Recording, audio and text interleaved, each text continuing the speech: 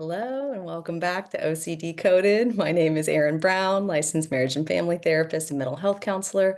I have OCD myself, and my goal with this is to help you learn how to turn your OCD into a superpower and to really learn how to shine your unique light in this world without or over while overcoming fear and doubt. We'll still have fear and doubt, but we will overcome it. And so today we're going to be talking about homeostasis.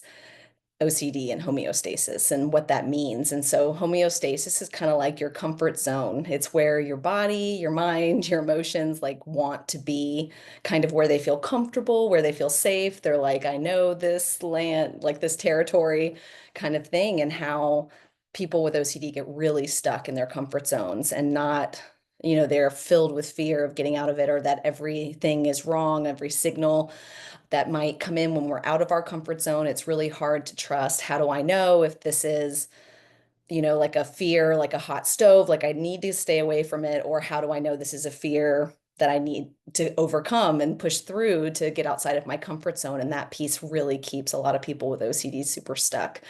And so with this kind of thing, and just like how with this video, how I'm doing it, like I don't edit these, I just kind of say them and do them because that's part of my own process of how to try to overcome my own homeostasis in a way, and to be able to push myself outside of my comfort zone is to just do it, to act and to not overthink, to just kind of put it out there and be as authentic as possible, and how to really do that and help others do that, and that it's not going to be perfect, and that's we have to accept that up front kind of thing, and move forward anyway. And so with homeostasis, I think of it sometimes like an AC, like an air conditioning unit. If we set it to stay between 73 and 75 degrees, then if it gets hotter than 75 degrees, the cooling kicks on. And if it gets cooler than 73 degrees, the heat kicks on. And that's really an example I use a lot to think about how homeostasis works, and how, anytime that what if the heat gets too, if whatever it is, like the tension gets too much, it can, I'll want to like dispel the tension or the heat to bring it back down to where my homeostasis is. But also that if things get too cool, and that sometimes, the way I think of that with OCD is kind of OCD almost feels less safe when things are good, or peaceful, or calm and happy. OCD is like, oh, it's too calm. Something's wrong. There's not enough, heat going on. So we have to raise the heat. We have to find something wrong. There's something wrong. I know there is, and I'm going to miss it if I'm not hypervigilant. And so we have to raise the heat. It can't be this cold. And really going through with that. And I like to do some of those voices with that kind of thing about it, because it kind of helps me to identify those different kinds of thoughts when I'm having them. And I can be like, okay, that's an OCD thought instead of an intuition thought. I can start to notice those differences between them. And it is, my OCD is very, it's that urgent feeling like, oh no, if I don't do something right now, something bad's gonna happen. And also, to be clear, it's not just like OCD, like the actual disorder. It's any kind of obsession and compulsion, which an obsession is a fear that we obsess about, and then compulsion is anything we do to reduce that fear of the unknown. And so with homeostasis, I try to like really kind of pay attention to where my homeostasis level is, and where, like, okay, this is my comfort zone. That feels good. And of course, we want to stay in our comfort zone sometimes, and safety is a good thing, but how to start to notice when I am too comfortable, and how to be really honest with myself about that, and be able to say like, okay, I'm getting too comfortable. It is time to raise the heat, to switch something up, to do that kind of thing. And, and that I can cool it down when I need to. And that's part of the building the trust with yourself, that you'll be able to do those things, that the only way to do it is to try in little increments. And so, and it can be really hard with homeostasis. And I think of that in systems work a lot too, or even in families, like a family or a couple can be at a certain homeostasis. And then when one person tries to evolve or change, that's kind of like raising the heat. And the other person becomes that air conditioning in a way. They're like trying to, bring like cool the other person off back to the homeostasis level. And that can be a really difficult transition for a lot of couples and families to go through, is how do we navigate those? And knowing that, there will be this kind of extinction burst is what it's called in behavioral analysis, when when when the air conditioning realizes, or when the other person realizes you're not gonna come back to this homeostasis, that there's a new homeostasis that you are at, it's going to try harder and harder at first to cool the place down and pour all this, which what that looks like in an extinction burst for a person will be like saying everything they can to make you feel guilty, to make you come back into the old homeostasis kind of way, or, making you feel bad, like your way of doing it's wrong, or that you're leaving them behind, or whatever it may be. But when we can recognize that that's that extinction burst and stay in the new homeostasis, but also lovingly and gently, honor that the other person isn't quite there yet, it can be a really effective thing. And with OCD, this is all very difficult. And I see a lot of couples struggle with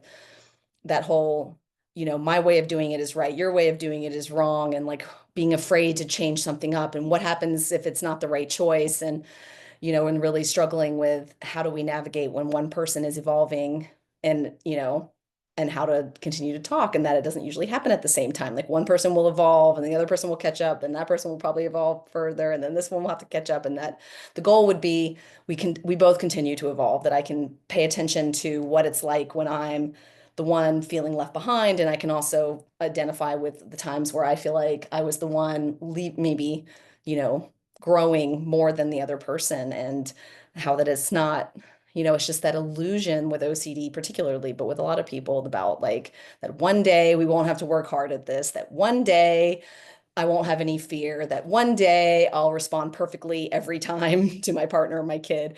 And, that we have to kind of smash that illusion that nope, there will not come a day when it just is easy. Like OCD loves to think, if I just do all the hard work now, then, it'll get better, or I won't have to do the hard work later. But it's kind of, I think of it as switching from, it's not a sprint, it's a marathon. We have to, take it kind of slower, take rest when we need to, but then also learn to push when we need to, and how to really do those kinds of things as well. And that really how it all ties together. And with thinking, and it helps me with OCD to remember about the AC or the homeostasis, and find some way to look at it outside of myself without looking at OCD as good or bad, or my comfort zone is good or bad, or someone else's comfort zone is good or bad. But it's just, it just is what it is. And how do we, like, and that is the point of, okay, if this is a fear that is actually dangerous, then we work to avoid. But when, like, again, that comes back to that honesty about like, am I comfortable? Do I need to push out of this comfort zone? My OCD will tell me that the only answer is to stay safe, and that it'll never be safe to go outside the comfort zone. So when can I encourage myself to try it anyway, in little ways? It doesn't have to be a leap off the, into the deep end, but like, how can I start to break out of that comfort zone? And that's the whole kind of exposure therapy part, or ERP, exposure response prevention, that really helps to break those things into small steps, instead of, I mean, if you want to jump off into the deep end, then go for it if you feel ready. But like, and I guess I should be careful with saying that, but like in the way of like, don't just, but like the point would be like to listen to yourself about it, to say like, if I'm not ready to take a big leap, what small step can I take? And if I'm not ready to take that step, what's an even smaller step I can take? But instead of not moving at all, what is just one, like 0.1 step I can take, instead of trying to go from 0 to 1, just 0.1.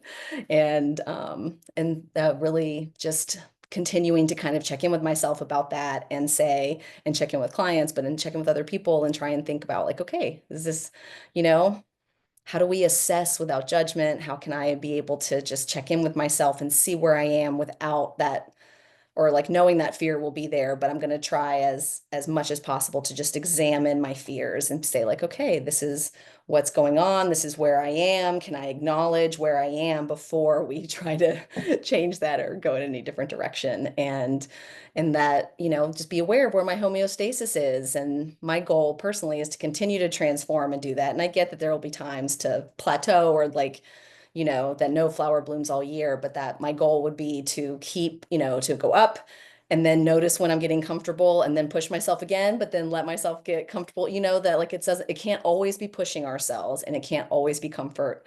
Like the goal is to find that balance of that, like, push and rest, push and rest.